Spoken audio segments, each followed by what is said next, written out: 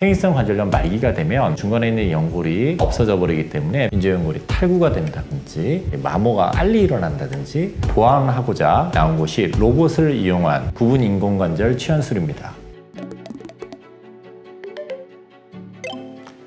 안녕하십니까. 저는 힘찬병원 정형외과 이정훈 원장입니다. 오늘 여러분들께 무릎 인공관절 치환술 중에 로봇을 이용한 인공관절 치환술에 대해서 말씀드리려고 합니다. 쿠션 역할을 하는 중간에 연골이 마모가 되고 다 없어져서 진행되는 것을 관절염이라고 하고요. 퇴행성 관절염 같은 경우에는 보통 1기나 2기, 3기 이 정도까지는 약물이나 주사 또는 물리치료 이런 비수술적인 방법으로 치료를 하고요. 더 진행이 돼서 퇴행성 관절염 말기가 되면 중간에 있는 연골이 없어져 버리기 때문에 이런 경우에는 수술적 치료를 하는 게 필요한 상황이 될 수 있습니다. 보통 말기 관절염인 경우에는 인공관절 치환술이라는 걸 시행합니다.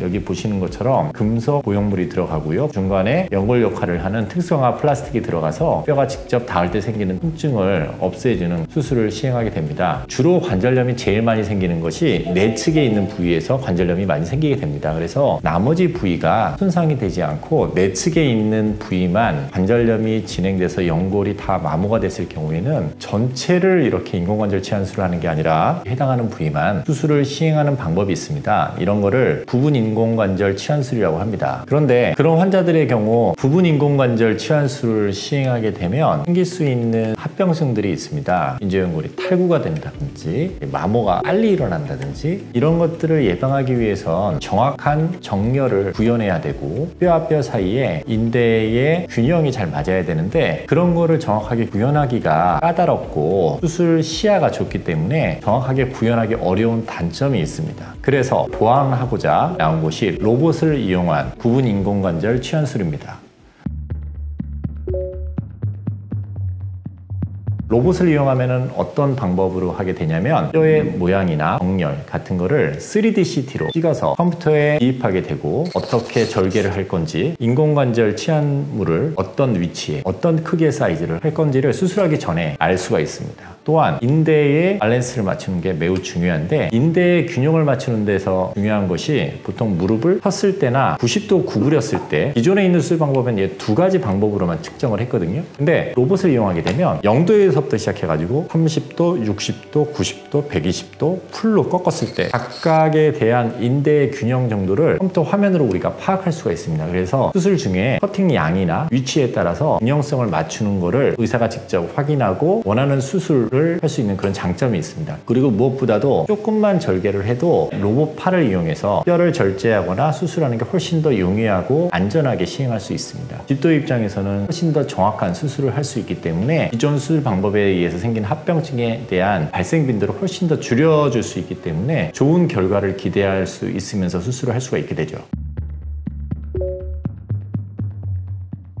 그래서 이 로봇을 이용한 부분 인공관절 치환술이 연구 결과들을 이렇게 보면 집도위가 원하는 각도대로 들어갔냐라는 걸 쟀을 때 80% 이상의 결과가 원하는 각도에서 2도 이내에 시행하게 됐습니다. 그리고 무엇보다도 건강한 무릎이랑 비교해 봤을 때 로봇을 이용해서 수술했을 경우에 건강한 무릎과 거의 흡사한 관절 운동 양상을 보이고 있습니다. 생존율이라는 게 있는데 무슨 말이냐면 이게 수술을 했을 때 얼마나 오래 가느냐, 안에 들어가 있는 인공관절이 정확한 위치에 삽입이 돼 있느냐가 결국에는 이 인공관절의 수명하고 관련이 있습니다. 그래서 10년 후에 보존율이 98%, 즉 무슨 말이냐면 100명 중에 98명이 10년 후에 봤을 때 문제가 없다라는 그런 좋은 결과를 보이고 있습니다.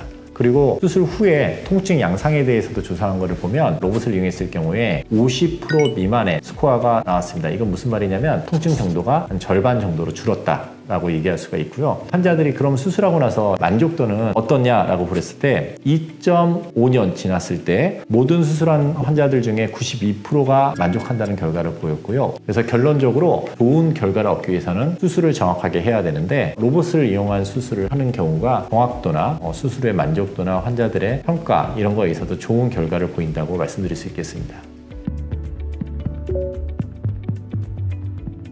환자분들이 그런 거 많이 물어보십니다. 아니 그럼 절반을 하면 수술비도 절반이 아닌가요? 인공관절의 가격은 전체 한 것보다 절반을 한 것이 가격이 저렴하긴 합니다. 기구값만 그런 거지 수술을 하는 거나 수술 후에 입원하는 거나 사용하는 약이나 검사나 이런 거는 결국에 동일하게 이루어지는 경우가 대부분이기 때문에 실제로 수술비는 한 4, 50만 원 정도 차이가 난다고 아시면 되겠습니다.